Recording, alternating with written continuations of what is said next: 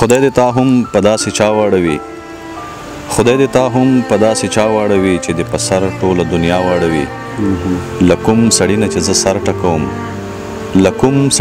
سر ټکوم هغه سړی بیا خدای په ما واړوي زما کیسه ورته کیسه نه ښکاري زما خبره په خندا واړوي. سلامونه ملګرو، خپرونه د پښتو ادبي ملاقاتونه کوربه کرام الله امید او ملکڼ ته راغلي یو. دلته ډېر درانه او د ادب نه ډک ملګري زموږ سره ناست دي. په دې کې راسره شاهد حسین عادل صاحب هم ناست دي او ناستی کوي. ډېر ښه شاعر دی، ډېر په زړه پورې لیک کوي. دغه سره ادبي مرکه ده او تاسو ته به د هغه شعرونه او خبرې ترنه ریکارډ کوو، تاسو ټولو ملګرو ته به یې ډالۍ کوو. نو راځو او د شاهد حسین عادل صاحب سره باقاعده خبرې جاري ساتو. نو تاسو له موږ سره پاتې شئ. اول خو دلته عادل صاحب په خپل پروګرام کې هرکلی وی. ډېره زیاته مننه کرام الله امید صاحب. هرکلی خو به زه تاسو ته وایم ځکه چې دومره ستړی وکړه تاسو دغه ټانګ نه رالی او دا څو شېبې مو زموږ خواته راورسولې. نو ستاسو د کتونکو هم ډېره زیاته مننه چې هغوی به موږ دا څو شېبې برداشت کوي اوري به، او ستاسو هم ډېره زیاته مننه. په راتګ مو خوشحاله یم. الله مو هر کله راوله. خوشحاله اوسئ. ستاسو ډېره مننه چې موږ ته موقع راکړه او زموږ د ملګرو سره تاسو چې موږ معرفي کړئ نو هغوی به خوند درنه واخلي. الله اکبر، ټول پښتانه ملګري زموږ پیج ګوري. نن به له موږ سره څه شی شریک کوئ؟ نظم یا غزل؟ څه یو غزل دو بر سره شریک کړم، یو نظم به هم در سره وړوکی شریک کړم. څو شعرونه درته وایم د غزل چې ستا په ذات کې چې د خپل ځان په لټون شو، ستا په ذات کې چې د خپل ځان په لټون شو، روح مې هله د وجود سره پیون شو.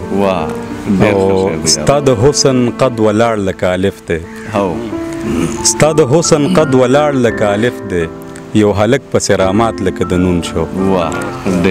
ستا د حسن قد ولاړ لکه الف دی، یو هلک پسې رامات لکه د نون شو.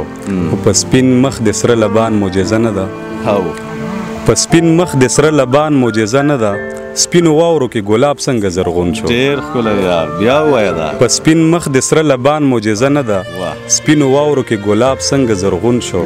او دا یې ستا خبرې واورېدې گویا شو، دا یې ستا خبرې واورېدې گویا شو، ما ویل چې پنجابی څنګه پښتون شو. ډېر خبره، مننه. دا یې ستا خبرې واورېدې گویا شو، ما ویل چې پنجابی څنګه پښتون شو.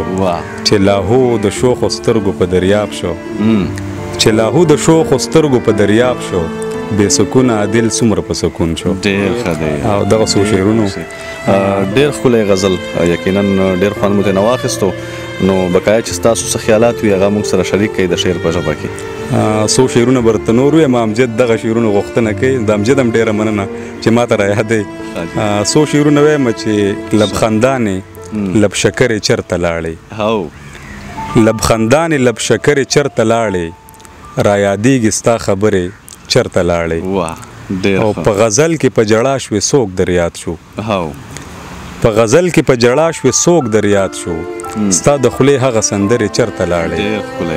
او جونه څه شوې واړه څه شو ښکلا څه شوه، جونه څه شوې واړه څه شو ښکلا څه شوه، د دې غرونو نه ګورګورې چرته لاړې. جونه څه شوې واړه څه شو ښکلا څه شوه، د دې غرونو نه ګورګورې چرته لاړې. او ته د خپل حسن د زوره خبر نه یې، ته د خپل حسن د زوره خبر نه یې، راشه مرمه زورورې چرته لاړې.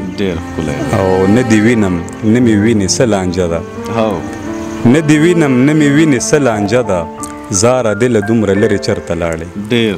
او دغه څو شعرونه نور تاسو ته ډالۍ، ستاسو کتونکو ته ډالۍ چې زما احساس او محبت پکې څرګند پروت دی، زما احساس او محبت پکې څرګند پروت دی، د چا تصویر مې په خاورین کور کې ځوړند پروت دی، چې په اومه خوله کې د شات دی یو که قند پروت دی، چې په اومه خوله کې د شات دی یو که قند پروت دی، ستا په خبرو کې ګلفا مې څومره خوند پروت دی. چې په اومه خوله کې د شات دی یو که قند پروت دی، ستا په خبرو کې ګلفا مې څومره خوند پروت دی. ته پرې د تور په رضا وجنې سپین سپېڅلی پښتون، ته پرې د تور په رضا وجنې سپین سپېڅلی پښتون، دا نظریه نه د په ذهن کې د ګند پروت دی. ته پرې د تور په رضا وجنې سپین سپېڅلی پښتون، دا نظریه نه د په ذهن کې د ګند پروت دی.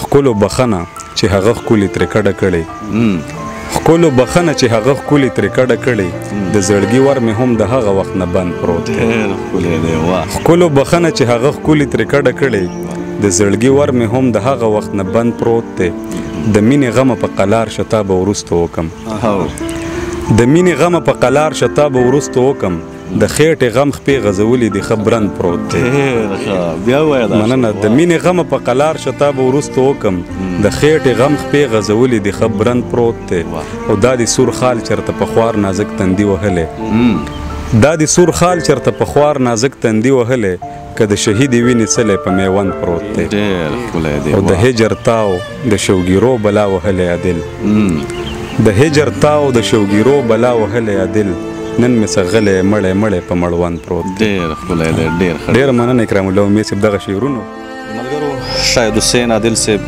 یقینا چې ډېر ښکلي شعرونه وویل زموږ د ملګرو زموږ ډېر خوښ شو نو امید کوو چې دا ستاسو به هم خوښ شوي د ده ډېره زیاته مننه کوو یو ځل بیا چې موږ ته یې وخت راکړو دومره ښکلی کلام په موږ باندې پیرزو شو نو دا وخت زموږ خپرونه هم سرته رسیږي په راتلونکو پروګرامونو کې بیا به یو ځای کېږو موږ ټولو ملګرو ته راکړئ اجازه ته د لوی الله په امان